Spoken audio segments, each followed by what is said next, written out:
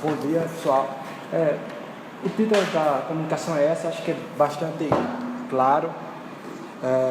O que eu busco basicamente é mostrar que as duas seções da Razão dos Animais, ao invés do que Hume supôs ser uma pedra de toque para a sua filosofia, que confirmaria suas teses epistemológicas, na verdade traz um grande problema, que seria uma refutação da sua tese epistemológica.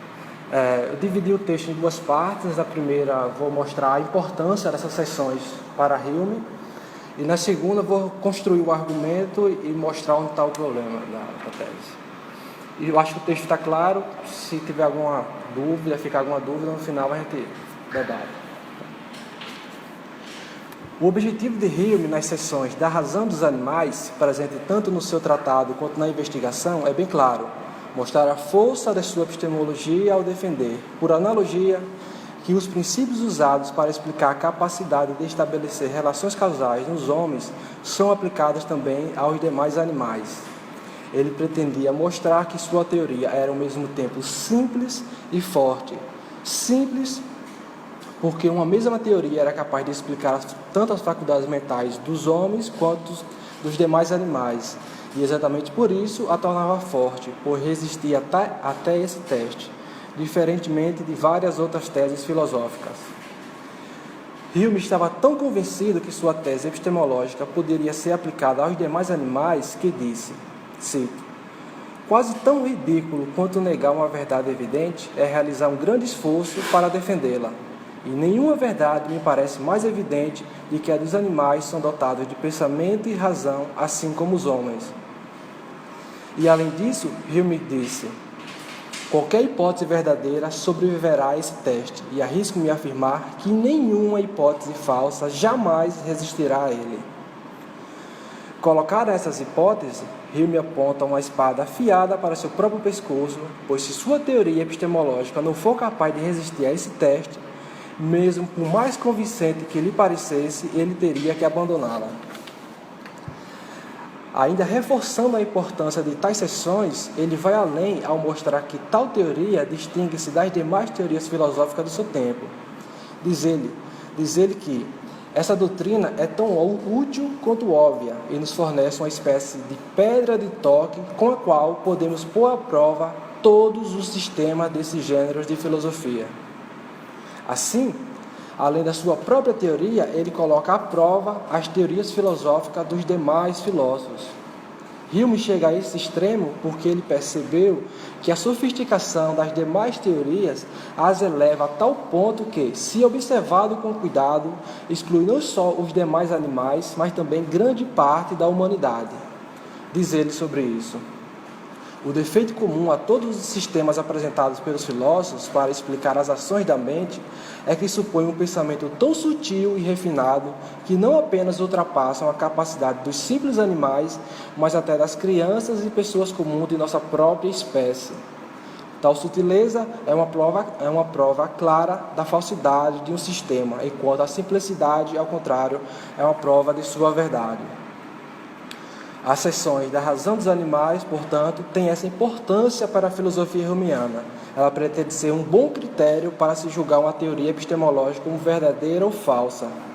Posto a importância dessas seções para Hume, vamos agora entender como ele as elaborou. O que Hume busca defender especificamente nas seções da Razão dos Animais é que a capacidade de raciocinar causalmente presente nos homens é a mesma presente nos demais animais. A diferença, com efeito, é apenas de grau, jamais de qualidade. Raciocinar causalmente nada mais é do que relacionar dois fatos distintos, colocando um como responsável pelo outro. É quando se diz que A produziu, gerou ou provocou B. Esse tipo de raciocínio está presente em todo o âmbito da vida humana e não humana, da gestão do alimento à nutrição, da fumaça ao fogo, da queda dos corpos à gravitação. Os homens, assim como os demais animais, partilham o mesmo planeta. Estão sujeitos, portanto, às mesmas situações, salvo as particularidades de cada espécie. Assim, ambos precisam procurar alimento, abrigo, parceiro, cuidar da prole, etc. E para cada uma dessas tarefas básicas, faz-se necessário raciocinar causalmente. seja para saber se determinado animal pode ser só algoz ou se determinado fruto é comestível. Como os homens, os animais, dirá Hillman, aprendem muitas coisas da experiência e inferem que os mesmos eventos resultarão sempre das mesmas causas. Mediante este princípio, familiarizam-se com as propriedades mais evidentes dos objetos externos e, gradualmente, a partir do seu nascimento, acumulam conhecimento sobre a natureza do fogo, da água, da terra, das pedras, altitudes e das profundidades, e daquilo que resulta de sua ação. Hume oferece apenas duas possibilidades para as relações causais.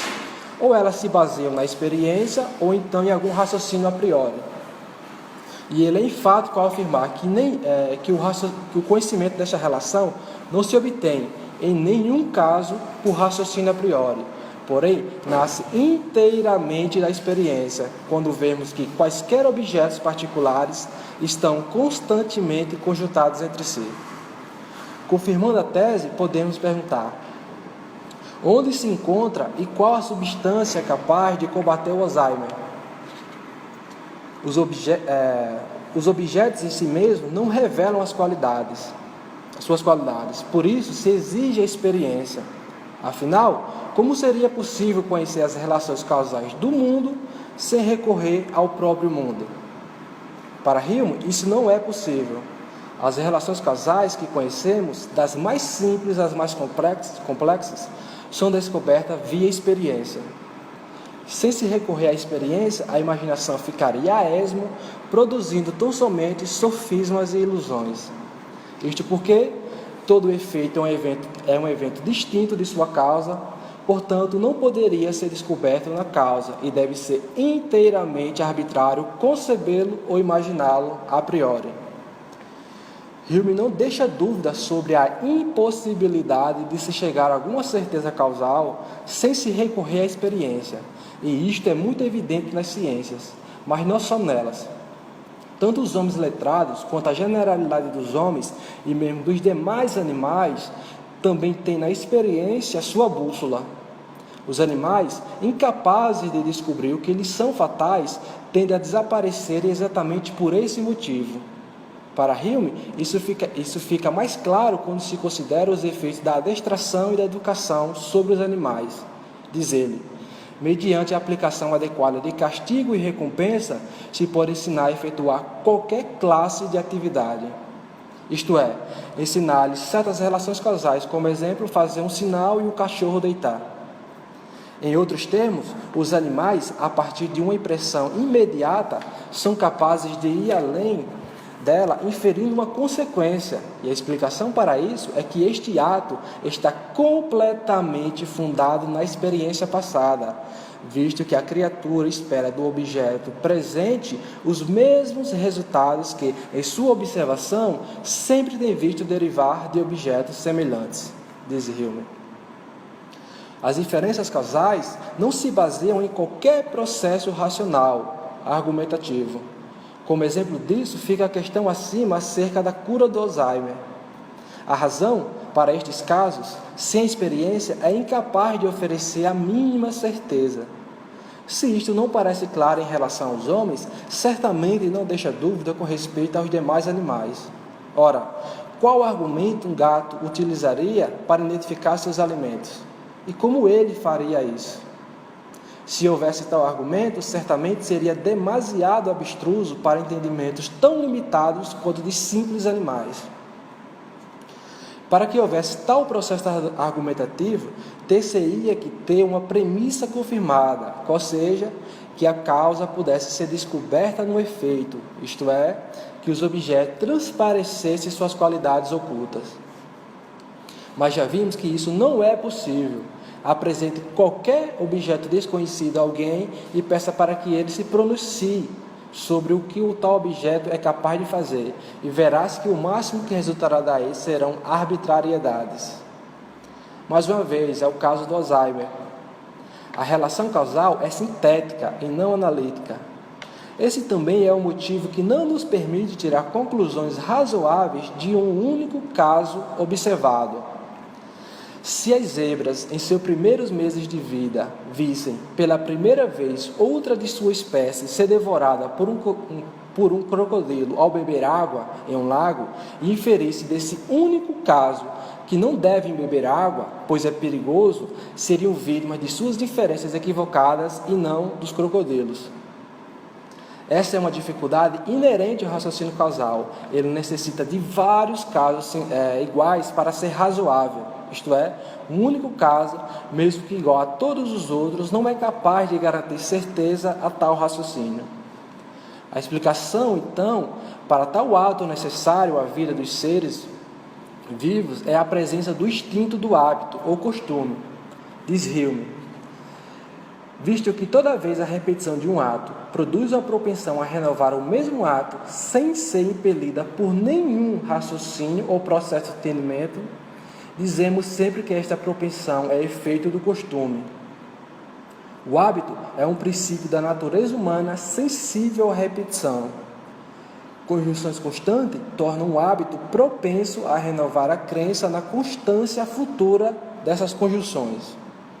Da conjunção constante entre o fogo e o calor, e da neve e o frio, a mente é levada pelo costume a acreditar que fará calor ou frio quando um desses se fizer presente. Essa crença é o resultado necessário de colocar a mente em determinadas circunstâncias. Todas as operações são uma espécie de instinto natural. Em outros termos, o costume é, pois, o grande guia da vida humana. Para Hume, essa capacidade, graças ao hábito de fazer inferências, por ser tão essencial para a conservação de todos os seres humanos, não poderia ser confiada às falazes deduções da razão humana, que é lenta em suas operações e não se manifesta em qualquer grau nos primeiros anos de nossa infância. Conforma-se mais com a sabedoria ordinária da natureza assegurar-se de um ato tão necessário da mente, graças a um instinto ou tendência mecânica que pode ser infalível em suas operações e pode revelar-se a partir do nascimento da vida e do pensamento. E demais, independe de todas as elaboradas deduções do entendimento. Do mesmo modo que a natureza nos ensinou a usar os nossos membros sem esclarecer-nos acerca dos músculos e nervos que os movem, ela também implantou em nós um instinto.